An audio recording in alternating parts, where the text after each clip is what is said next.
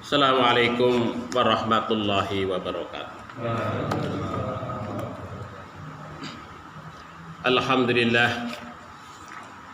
Alhamdulillahilladzi arsadana ila siratim mustaqim. Asyhadu an la ilaha illallah wahdahu la syarikalah al-malikul haqqul mubin. Wa asyhadu anna Muhammadan abduhu wa rasuluh sadiqul wa'dil amin. Allahumma salli wa sallim wa barik ala Muhammad wa ala alihi wa ashabihi wa man tabi'ahum bi ihsan ila yaumiddin, amma ba'd. Ingkang kawula hormati para pinisepuh, para ustad lan ustadzah, bapak-bapak, ibu-ibu, hadirin wal hadirat, adik-adik remaja yang insya Allah semuanya dirahmati dan diberkahi oleh Allah Subhanahu wa ta'ala. Alhamdulillah, puji dan syukur senantiasa kita panjatkan kehadirat Allah atas segala limpahan nikmat yang Allah berikan kepada kita bersama. Mudah-mudahan sholawat serta salam senantiasa juga tercurah kepada junjungan kita Nabiullah Muhammad Sallallahu Alaihi Wasallam beserta keluarganya, sahabatnya, dan juga seluruh umatnya yang setia kepada sunnahnya. Bapak Ibu yang dirahmati oleh Allah Subhanahu wa ta'ala, kalau minggu yang lalu kita lebih banyak berbicara terkait dengan sabar ya di dalam ayat-ayat Al-Quran, maka saat ini kita akan mencoba melihat dari sisi hadis ataupun kisah ataupun cerita yang ada di dalam kitab Riyadhus Shalihin yang ditulis oleh Imam An-Nawawi. Bapak Ibu yang dirahmati oleh Allah Subhanahu wa ta'ala, nah pada kesempatan kali ini itu saya akan menyampaikan satu kisah kesabaran dalam dakwah, begitu ya, dalam perjuangan dakwah. Nah, ini ada dua kisah yang dicantumkan dalam kitab ini, yaitu ada dua hadis yang saya kutip, yaitu hadis yang diriwayatkan oleh sahabat Suhaib radhiyallahu an, dan yang kedua adalah hadis yang diriwayatkan oleh Abdullah ibnu Mas'ud radhiyallahu an. Jadi dua hadis itu yang kemudian menjadi patokan. Bapak Ibu yang dirahmati oleh Allah Subhanahu wa ta'ala, yang namanya dakwah ya. Yang namanya dakwah itu memang dari semenjak dulu hingga sampai saat ini itu memang banyak tantangan. Dan baik di dalam Al-Quran ataupun hadis itu banyak diceritakan terkait dengan perjuangan di dalam dakwah itu. Jadi dakwah itu ya memang berperih-perih ya, berpeluh, bahkan juga berdarah-darah begitu. Tetapi semuanya itu, walaupun itu dakwah itu kita jalani dengan penuh kepedihan ya, berpeluh, bahkan mungkin juga sebagian ulama mengalami sampai berdarah-darah itu, tapi semuanya adalah akan berakhir kepada kebahagiaan. Berakhir kepada kebahagiaan. Dan mungkin puncak kebahagiaan. Karena tidak ada pahala yang lebih tinggi dari apa yang kita lakukan selama hidup di dunia itu adalah selain daripada dakwah di jalan Allah Subhanahu wa ta'ala. Apapun profesi kita, apapun profesi kita yang kita lakukan, dakwah itu adalah merupakan suatu amal ataupun perjuangan yang nilainya di hadapan Allah itu adalah paling tertinggi. Nah, oleh sebab itu maka ya wajar kalau kemudian gangguan di dalam berdakwah itu begitu luar biasa. Bapak Ibu yang dirahmati oleh Allah Subhanahu wa taala, Imam An-Nawawi di sini di dalam kitabnya Riyadhus Shalihin mengutip satu riwayat yang sangat panjang sekali. 1,5 halaman ini riwayatnya yang dikutip dari Sahih Muslim begitu. Nah, ini mengisahkan tentang seorang raja lalim ya, yang biasanya adalah pembantunya itu adalah tukang sihir dalam rangka untuk menaklukkan masyarakat pada zaman itu begitu ya. Tukang sihir. Nah ini ceritanya adalah bahwa Rasulullah Shallallahu Alaihi Wasallam itu menceritakan ya, satu kisah bahwa kata Rasulullah dahulu itu ada seorang raja ya, sebelum generasi para sahabat atau sebelum datangnya Islam itu, yang dia itu memiliki seorang ahli sihir ya, seorang ahli sihir, seorang dukun lah begitu ya, seorang dukun. Kemudian setelah ahli sihir itu sudah menua begitu, dia kemudian ingin ada regenerasi dari profesi yang ia geluti itu. Maka kemudian dia meminta kepada raja itu untuk kemudian mengirimkan siswa ataupun murid yang kemudian belajar kepada dia. Maka dikirimlah seorang siswa, seorang murid yang kemudian belajar kepada ahli sihir itu. Ya, anak-anak remaja lah begitu. Maka seorang raja ini mengirimkanlah seorang siswa itu untuk mempelajari segala ilmu yang dimiliki oleh ahli sihir. Berangkatlah seorang siswa ini menuju ke tempatnya si ahli sihir tersebut. Tetapi kemudian di tengah perjalanan itu si remaja ini bertemu dengan seorang rahib. Nah, ini seorang rahib ya. Rahib itu adalah ya seorang ahli agama, bisa Kristen, bisa juga Yahudi begitu ya. Di dalam hadis tidak diterangkan, tetapi di dalam beberapa syarah hadis saya membaca di dalam kitab Dalilul Falihin, syarahnya Riyadhus Shalihin ini diterangkan bahwa rahib di situ adalah seorang ahli agama dari Kristen Nasrani begitu. Nah kemudian dia takjub ya, dengan kesalehan rahib ini, si siswa ini takjub dengan kesalehan si rahib ini. Maka kemudian dia belajarlah ke rahib ini, mendengarkan ceramahnya, mendengarkan petuah-petuahnya begitu. Sampai kemudian dia itu ke tempatnya si ahli sihir itu. Juga ketika pulang atau saat perginya itu pasti mampir ke tempatnya si rahib itu ataupun si ahli agama itu. Nah begitu. Sampai kemudian suatu ketika dia itu datang terlambat ke tempatnya si tukang sihir itu. Nah kemudian dipukullah si anak itu karena terlambat. Mengapa Anda kok terlambat begitu? Ternyata dia kan belajar ilmu agama kepada si rahib itu. Nah tentu di dalam konteks hadis ini adalah rahib ini adalah seorang ahli agama, tetapi sikap keagamaannya adalah mentauhidkan Allah Subhanahu wa taala, tidak mentuhankan Isa bin Maryam ya, Isa bin Maryam, tetapi dia mentauhidkan Allah Subhanahu wa taala. Memang kalau agama Kristen yang tersebar di Jazirah Arabia itu kan kecenderungannya adalah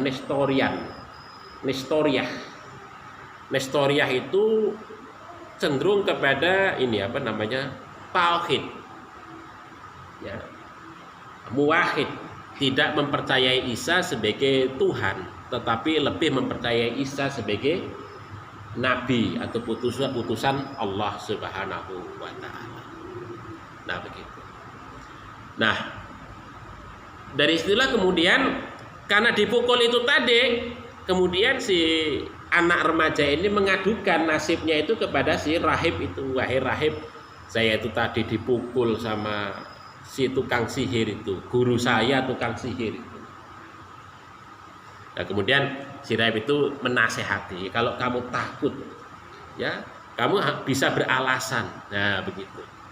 Kalau kamu terlambat datang ke sana, kamu bisa beralasan bahwa keluargamu itu ada banyak urusan sehingga kamu itu agak tertahan perginya itu ke tempat gurumu itu. Padahal dia itu belajar ke tempat si guru agama itu. Atau sebaliknya, kalau kamu kok terlambat pulang ke rumah, ya karena faktor belajar ilmu agama di sini, kamu bisa beralasan bahwa kamu punya banyak urusan dengan guru kamu tukang sihir itu. Nah, itu. Dia artinya dia itu belajar agama secara diam-diam, tidak diketahui oleh keluarganya, juga tidak diketahui oleh si ahli sihir itu tadi. Nah, itu. Jadi dia belajar agama di sana itu tadi. Maka suatu ketika Bapak Ibu sekalian yang dirahmati oleh Allah Subhanahu wa taala. Ini apa? Dia itu ya dihadapkan si remaja ini dihadapkan pada satu gonjang-ganjing inilah, gonjang-ganjing pemikiran ataupun keyakinan antara ahli sihir dengan keyakinan agama. Tetapi di tengah jalan menikah Bapak Ibu sekalian, itu ketemu suatu peristiwa, ya, ketemu satu peristiwa yang kemudian itu untuk menguji kepercayaan dia itu, kepercayaan si remaja itu. Nah, itu yaitu pas dia itu jalan di tengah jalan itulah kemudian dia ketemu dengan binatang yang sangat besar sekali, yang mana orang-orang kampung itu sampai takut.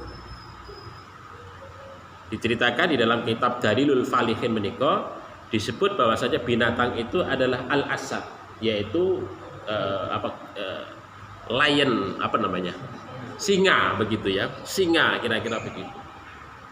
Nongkrong di tengah jalan singa menika, sehingga kemudian mengakibatkan masyarakat itu nggak bisa lewat karena ada singa itu tadi. Nah, si remaja ini mencoba untuk menyingkirkan singa itu dengan keyakinan, dan dia berdoa, ya Allah, sekiranya kok rahib itu adalah orang yang engkau cintai, ya itu, daripada ahli sihir itu, maka lemparan saya ini mengenai binatang itu bisa mematikan. Nah, lemparan saya ini mengenai binatang itu bisa mematikan, sehingga masyarakat ini bisa jalan di tempat di jalan ini. Maka dia mengambil batu, dia melemparlah anak remaja itu terhadap binatang yang menghalangi jalan masyarakat itu tadi. Nah, kebetulan kok kena itu, akhirnya matilah binatang itu. Dan itulah yang kemudian menjadikan masyarakat itu heran dengan kemampuan yang dimiliki seorang anak remaja itu. Dan kemudian dia melapor kepada si rahibnya itu tadi, guru agamanya itu tadi, wahai rahib, saya tadi menemui peristiwa begini, yang saya itu bisa bisa melempar dan bisa mematikan singa itu yang di tengah jalan, sehingga kemudian masyarakat itu bisa lewat di jalan itu. Kata rahib, sungguh kamu telah melampaui saya. Nah, begitu. Sungguh kamu telah melampaui saya. Tetapi kamu nanti akan diuji dengan berbagai macam ujian yang datang kepada. Tetapi jangan kamu ceritakan kalau kamu pernah belajar ke saya. Rahim wanti-wanti. Jangan pernah kamu ceritakan dalam kondisi apapun kalau kamu pernah belajar ke saya. Kayak begitu. Nah, akhirnya apa? Kemudian si remaja ini Bapak Ibu dalam perkembangannya bisa mengobati apa saja. Penyakit apa saja bisa diobati oleh si remaja ini. Ini merupakan satu karomah, begitu ibadahnya, satu karomah. Nah, kemudian kemampuan remaja ini didengarlah oleh teman dekatnya si raja itu yang kebetulan memiliki penyakit, menderita penyakit kebutaan, mboten saged melihatlah begitu. Akhirnya datang si teman raja ini kepada si remaja tersebut dan membawa sebanyak harta yang ia miliki. Kemudian mengatakan kepada si remaja ini, "Wahai nak, sekiranya engkau bisa menyembuhkan aku, maka apa yang aku bawa ini itulah milikmu semuanya." Apa jawab si remaja tersebut? Dia itu menyatakan, "Wahai Tuan, sesungguhnya saya itu tidak bisa menyembuhkan siapapun. Hanya Allah lah yang bisa menyembuhkan itu. Sekiranya Tuan kok percaya kepada Allah, beriman kepada Allah, yakin kepada Allah, maka saya akan mendoakan Tuan, mudah-mudahan Allah Subhanahu wa Ta'ala akan menyembuhkan penyakit Tuan." "Oh iya, saya akan beriman kepada Allahmu itu. Saya percaya dengan Allahmu itu tadi. Yang penting saya bisa sembuh, saya percaya itu." Nah, akhirnya kemudian karena sudah berkeyakinan dan berkeimanan yang begitu kuat itu tadi, orang yang buta ini kemudian didoakan oleh si remaja tersebut.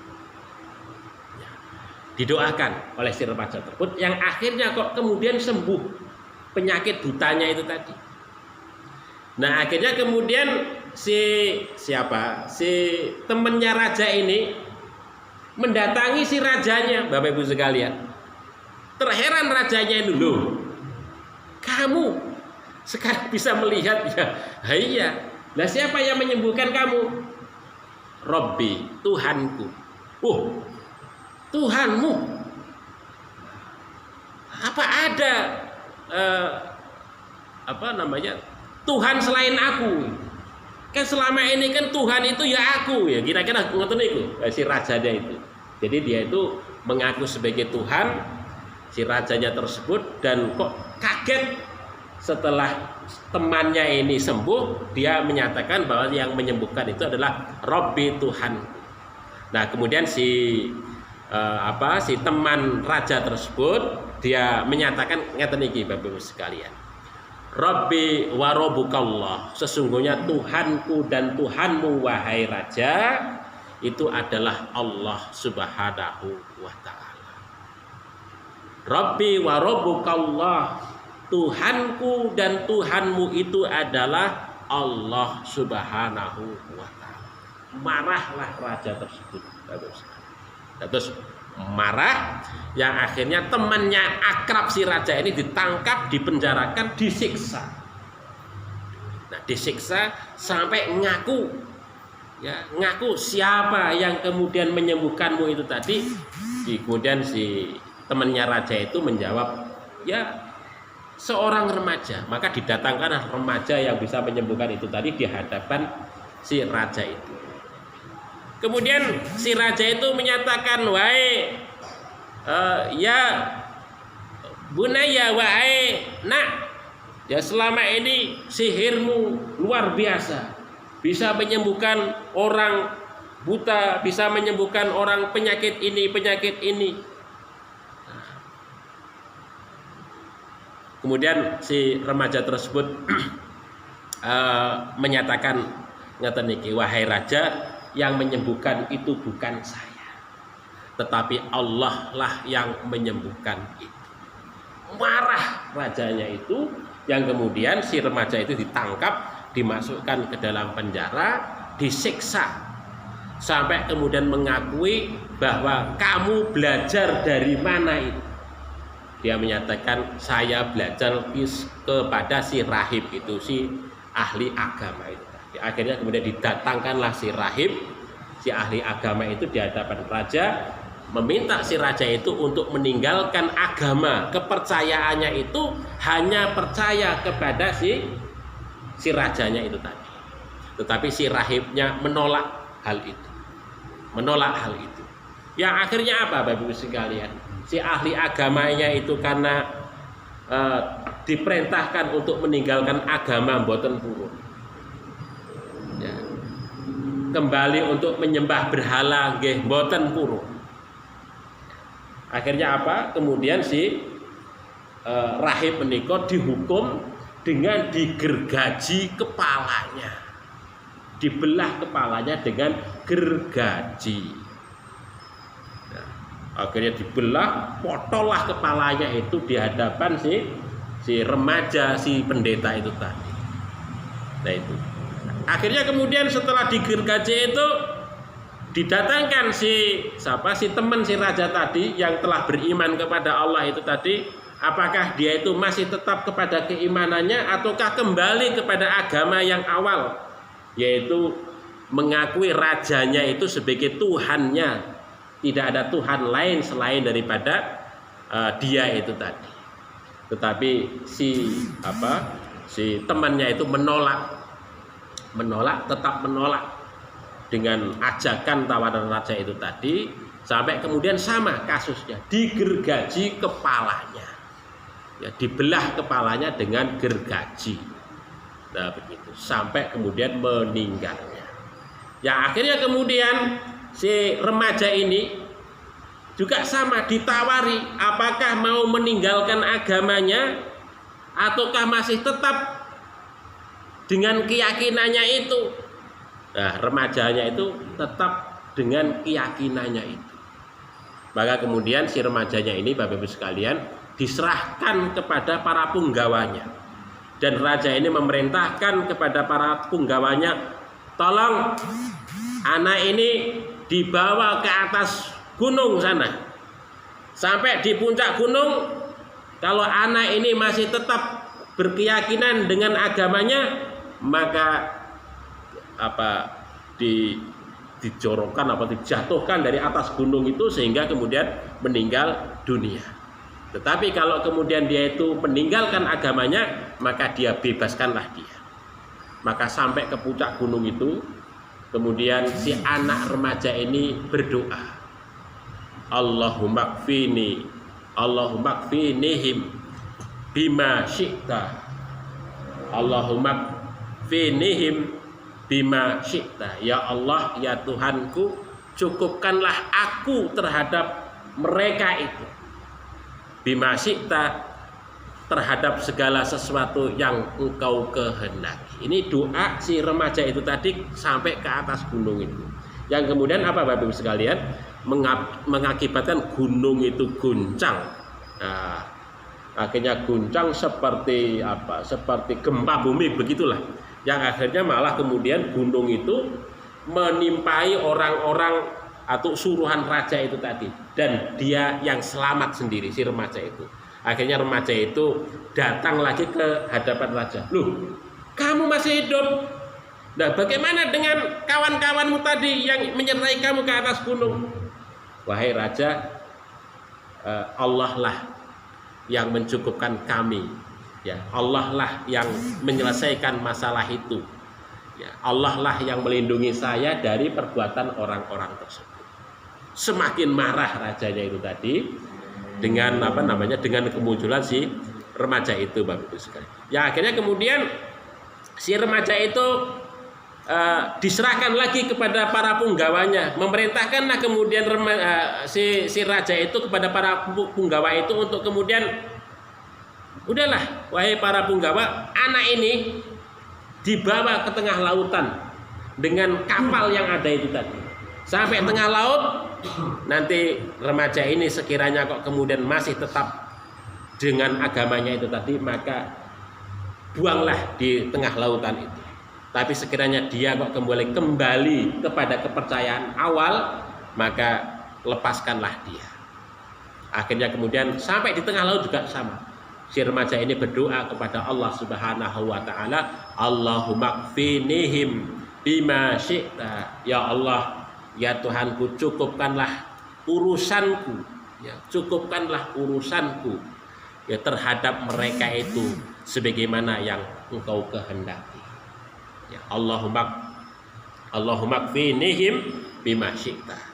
Maka kemudian kapal yang ditumpanginya itu akhirnya pecah di tengah lautan, akhirnya tenggelam, yang akhirnya kemudian si remaja ini karena bisa berenang akhirnya selamat sampai ke daratan kembali. Dan kembalilah kemudian si remaja ini menghadap ke arah raja, semakin membuat marah si raja itu.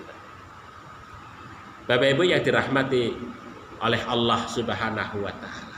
Nah, itulah sedikit ya, ini potongan kisah ya dari yang diceritakan oleh Rasulullah Shallallahu alaihi wasallam terkait dengan masalah dakwah.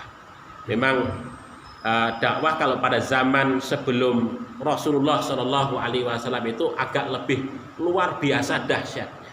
Nah, Rasulullah Shallallahu alaihi wasallam mengkisahkan itu kepada para sahabatnya, itu adalah tujuannya, termasuk kepada kita Bapak Ibu sekalian, tujuannya bahwa kita itu melakukan dakwah itu sesungguhnya belum apa-apanya kalau dibandingkan dengan apa yang dilakukan oleh umat-umat terdahulu. Nah, contohnya itu tadi ya, yaitu antara pemuda yang belajar agama dengan penguasa yang lalim, yang kejam begitu luar biasa ya, yang menghambat dakwah atau jalan Allah Subhanahu wa taala. Nah, itu sampai kemudian Bapak Ibu sekalian yang dirahmati oleh Allah Subhanahu wa taala, si pemuda ini datang kembali kepada raja itu tadi, yang kemudian menyatakan, wahai raja, sesungguhnya engkau tidak akan bisa membunuhku ya, tidak akan bisa membunuhku kecuali kalau engkau menuruti apa yang aku perintahkan kepadamu. Nah ini kemudian si remaja ini memberitahukan tentang rahasia mengapa dia itu kok sulit untuk kemudian dibunuh oleh raja. Wahai raja, kalau engkau ingin membunuhku, maka saliblah saya. Tetapi sebelum menyalib saya, tetapi kumpulkanlah orang banyak di lapangan ini. Kumpulkanlah orang banyak di lapangan ini. Nah, setelah engkau kumpulkan orang banyak itu, engkau salibkan aku di atas pohon begitu, yang kemudian ambillah anak panah ini. Anak panah ini, tapi sebelum kamu melepaskan anak panah itu, maka hendaklah engkau mengucapkan amantu birabbil gulami. Saya percaya, saya beriman dengan Tuhannya anak ini. Nah, begitu. Amantu birabbil gulami, aku percaya, aku beriman dengan Tuhannya anak ini. Maka ketika engkau melepaskan anak panah itu, maka ketika mengenai aku, maka aku akan meninggal dunia. Maka betul Bapak Ibu sekalian. Maka ketika raja ini melepaskan anak panah ini dengan menyatakan amantu birabbil gulam, aku percaya dan beriman kepada Tuhannya anak ini. Dia lepaskan anak panah itu, akhirnya mengenai kepala si anak tersebut. Mengenai kepala anak tersebut. Akhirnya kemudian anak tersebut meninggal dunia. Maka kemudian orang-orang yang hadir di seluruh lapangan itu maka menyatakan bersama-sama, amantu birabbil gulam. Kami beriman dan yakin dengan Tuhannya anak ini. Nah, begitu. Akhirnya kemudian orang yang hadir itu tadi tidak lagi percaya dengan doktrin yang selama ini didoktrinkan oleh raja itu, bahwa dialah sebagai Tuhan. Begitu. Yang akhirnya masyarakat umum yang hadir di lapangan itu kemudian percaya bahwasanya Tuhan yang disembah itu adalah Tuhannya sebagaimana yang disembah, yang dipercayai oleh anak remaja yang telah dibunuh oleh raja itu. Bapak Ibu yang dirahmati oleh Allah Subhanahu wa taala. Yang akhirnya kemudian remaja itu tidak surut marahnya, mboten surut Bapak Ibu, semakin marah. Kenapa? Karena masyarakatnya itu semakin banyak yang beriman kepada Allah. Dengan kejadian meninggalnya si anak remaja ini, masyarakatnya semakin banyak beriman kepada Allah. Tidak lagi mempercayai raja sebagai Tuhan yang selama ini dipercayai, didoktrinkan oleh si rajanya tersebut. Akhirnya apa Bapak Ibu sekalian?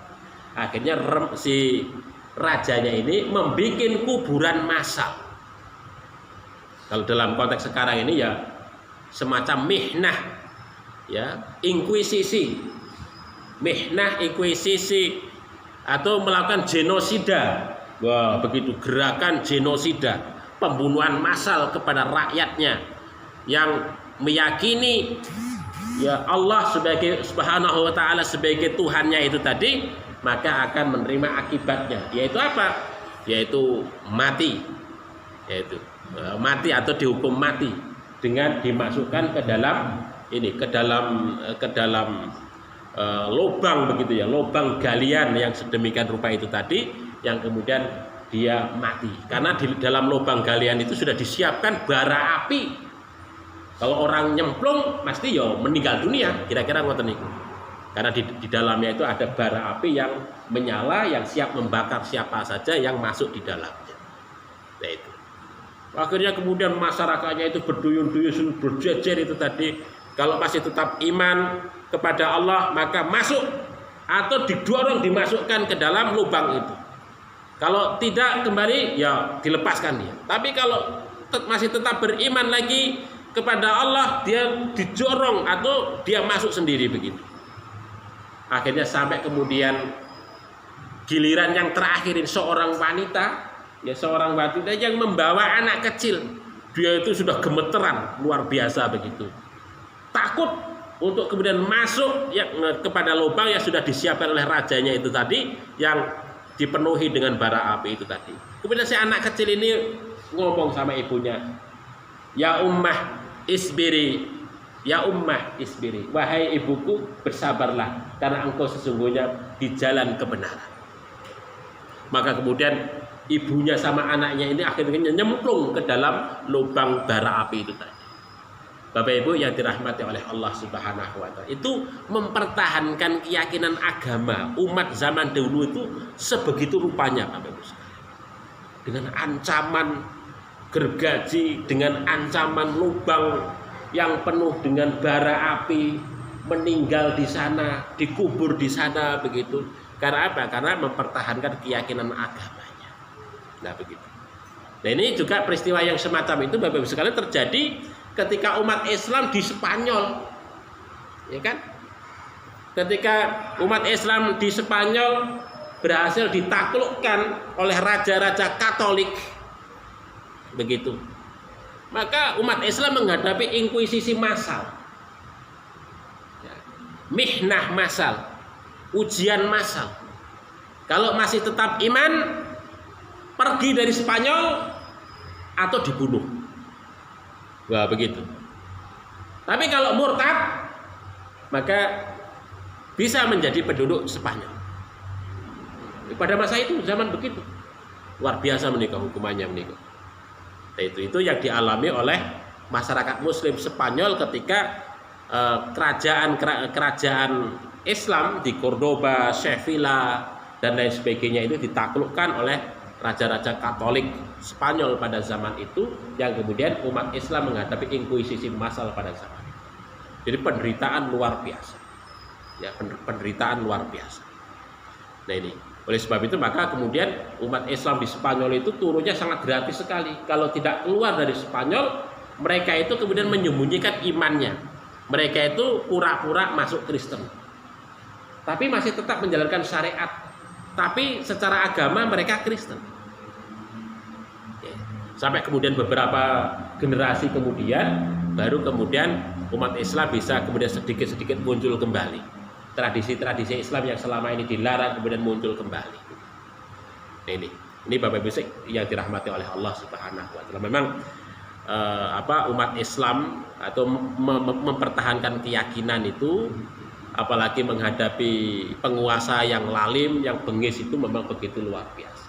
Ya, itu tidak saja dialami oleh umat-umat terdahulu, tapi juga dialami oleh umat Islam pada zaman setelah kenabian Nabi Muhammad Shallallahu Alaihi Wasallam. Ya, kalau kita lihat peristiwa Balkan pada tahun 91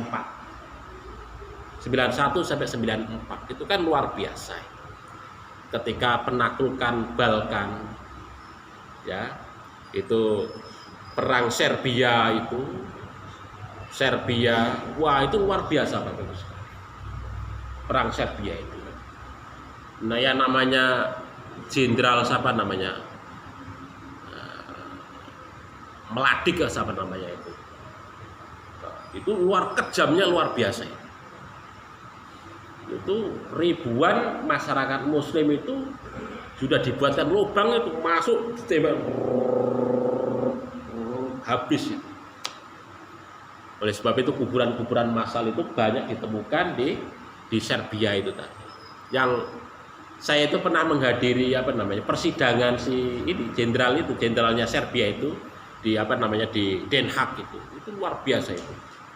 Ya kejamnya orang ini, ya orangnya itu biasa saja Bapak Ibu sekalian, tapi kejamnya luar biasa, ya kejamnya luar biasa itu kepada umat Islam di di Balkan itu, diadili sampai diputus, kemudian dipenjara seumur hidup wonten Belanda, yaitu di penjara seumur hidup wonten Belanda. Ya sayangnya tidak ada hukuman mati ya. Wonten Londo menika mboten hukuman mati. Jadi peradilan internasional itu enggak ada ceritanya hukuman mati. Ya maksimal hukuman seumur hidup wonten penjara. Begitu. Itu salah satunya itu dihukum wonten penjara Belanda itu seumur hidup. Karena telah melakukan genosida umat Islam di Serbia, begitu, di Serbia, Montenegro. Nah itu mengerikan Bapak Ibu sekalian, mengerikan sekali. Karena ribuan umat Islam itu meninggal dunia, dikubur hidup-hidup, ada juga yang ditembak di di lubang yang sudah disediakan. Itu mengerikan sekali. Nah, ini kejadian dalam rangka untuk mempertahankan iman. Itu karena faktor keyakinan yang dia miliki sampai sebegitunya Bapak Ibu sekalian. Ya. Jadi keyakinan mempertahankan iman itu memang ya nggak gampang, gitu kan? Itu di tengah situasi sulit yang semacam itu masih punya iman sampai meninggal dunia, ini itu kan luar biasa. Kalau kita kan renek opo-opo ora imane ya kebangetan ning. Nah itu. Ya kalau kita lihat momennya dengan cerita sahabat bagaimana Bilal bin Rabah, Umayyah itu kan hanya kalimat Allahu Ahad, Ahad itu yang mengakibatkan si Abu Lahab, Abu Jahal marahnya luar biasa begitu. Mereka itu menyatakan Ahad, siapa Tuhanmu? Ahad, Allah yang satu, Allah yang satu. Mengapa kamu tidak percaya kepada Lata, Uzza, Manat? Ahad, saya hanya percaya kepada Allah Tuhan yang Esa. Itu disiksa sedemikian rupa, dijemur di atas batu. Mboten bayangan Bapak Ibu sekalian kalau batu wonten Magelang nggih anyep nggih. Batu wonten Mekah sana diinjaki panas luar biasa ya. Di atas batu, di atasnya dikasih batu pula begitu. Dijemur tanpa baju. Wah, luar biasa. Itu hanya mempertahankan kalimat satu Nah ini kisah Bapak Ibu sekalian terkait dengan perjuangan mempertahankan iman ya oleh umat terdahulu.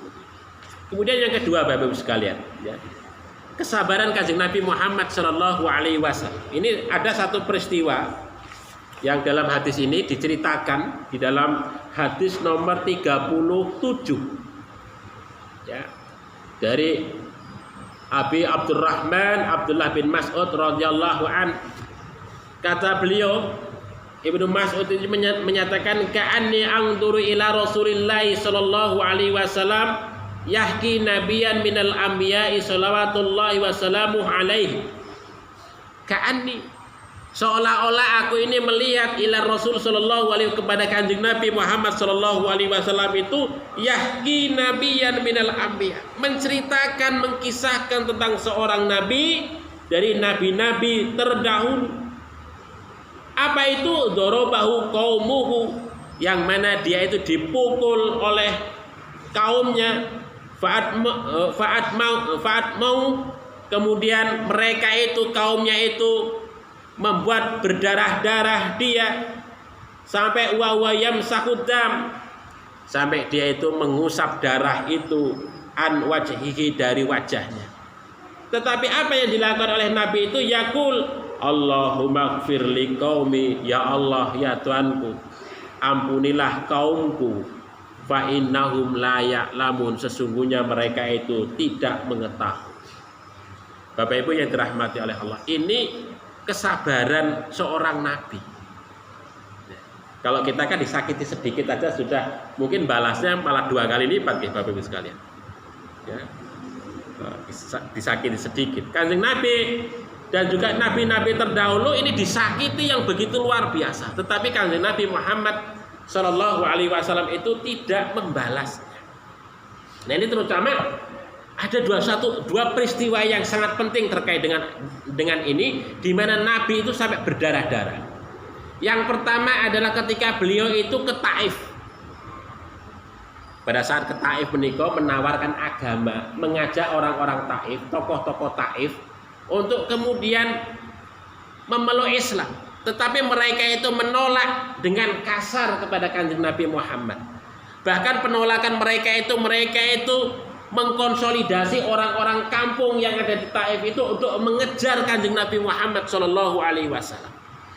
Mengejar Kanjeng Nabi Muhammad Shallallahu Alaihi Wasallam sampai Kanjeng Nabi Muhammad itu kakinya itu berdarah-darah. Sampai kesedihan Nabi Shallallahu Alaihi Wasallam, sesedihnya itu begitu luar biasa. Sampai Nabi itu nggak sadar, dia itu berjalan sampai yang namanya apa? Ke puncak gunung yang disebut dengan Su'alaib. Gunung Su'alaib. Kanjeng Nabi begitu luar biasanya itu.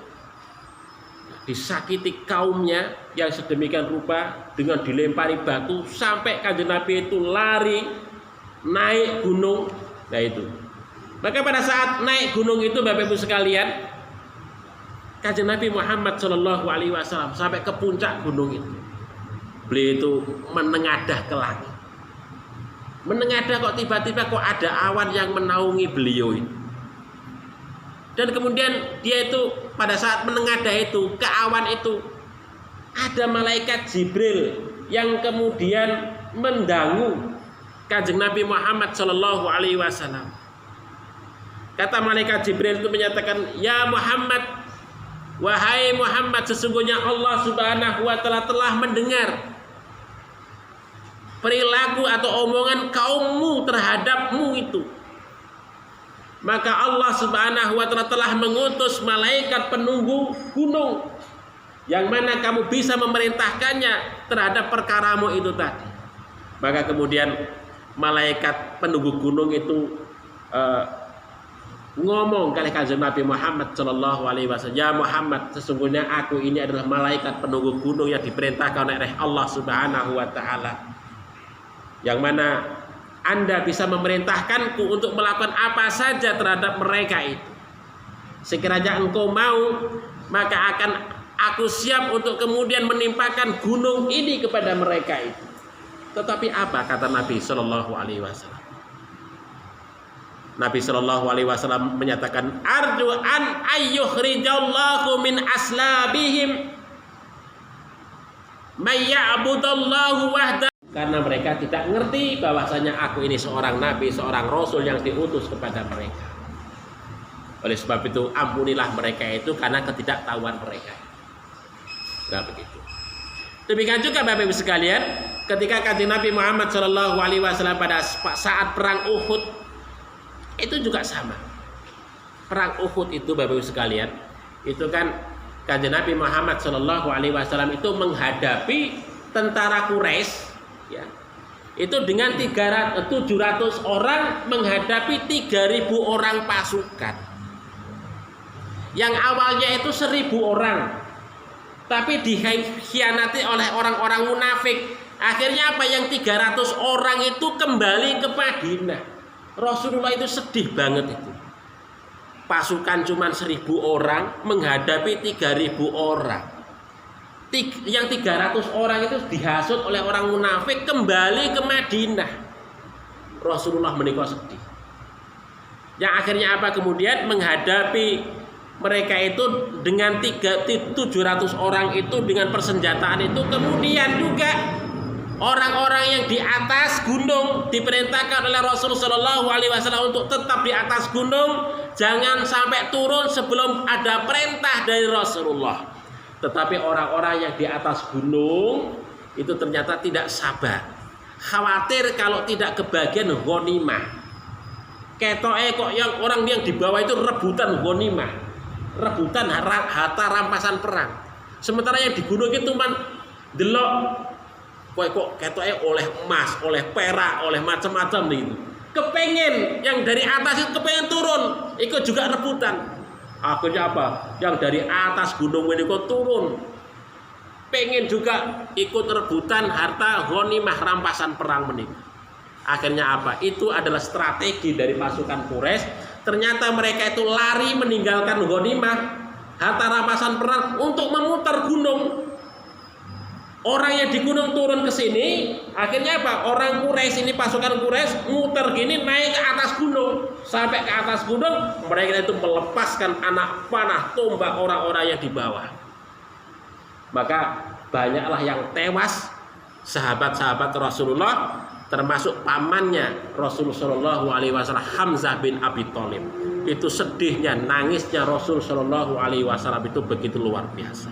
Sampai kemudian Rasulullah SAW itu terkena pedang di keningnya ini, keningnya sampai kemudian berdarah.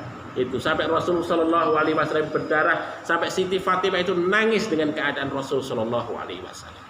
Sampai kemudian para sahabat yang lain itu menyatakan, wahai Rasulullah, mengapa engkau tidak berdoa ya untuk kita semua, untuk keselamatan kita semua dan untuk kehancuran mereka.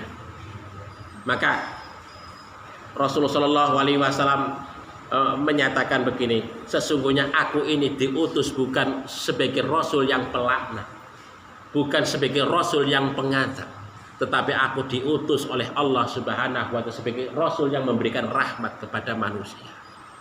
Bapak Ibu yang dirahmati oleh Allah Subhanahu wa Ta'ala, itu Kanjeng Nabi Muhammad sampai mendapatkan luka di pipi ataupun di keningnya itu tadi. Rasul Shallallahu Alaihi Wasallam saja tidak mendoakan orang-orang yang lari, yang nombak beliau, yang kemudian menghancurkan pasukannya dengan doa yang jelek itu tadi. Tetapi dia berdoa ngeten iki tadi, Allahumma ighfir liqaumi fa innahum la ya'lam. Ya Allah, ya Tuhan kami, ampunilah kaumku itu tadi karena mereka tidak paham dan tidak mengetahui. Dan jeda beberapa bulan Bapak Ibu sekalian dari pertempuran Uhud itu justru kemudian komandan Quraisy yang mengkepalai menjadi komandan perang Uhud itu dari orang-orang Quraisy itu menyatakan diri masuk Islam dengan doanya Rasul Shallallahu Alaihi Wasallam. Khalid bin Walid masuk Islam. Itu komandannya orang-orang Quraisy, komandannya perang Uhud orang-orang Quraisy masuk Islam. Khalid bin Walid dan komandan-komandan yang lain itu karena doa Rasul Shallallahu Alaihi Wasallam.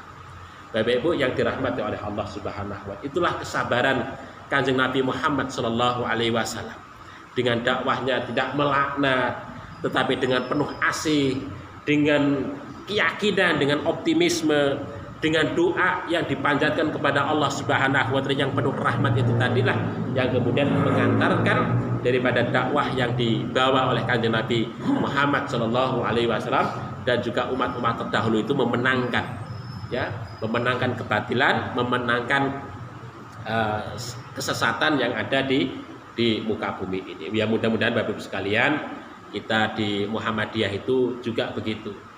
Di Muhammadiyah itu kan kita tidak biasa dan tidak dibiasakan, bahkan dilarang untuk melaknat, ya kan? Tetapi kita itu mengasihi, ya memberikan teladan dan lain sebagainya. Itulah dakwah Muhammadiyah. Jadi kita merangkul umat dan tidak memukul, ya. Jadi merangkul tidak memukul. Gitu. Jadi itulah sifat dakwah Muhammadiyah. Ya mudah-mudahan tradisi yang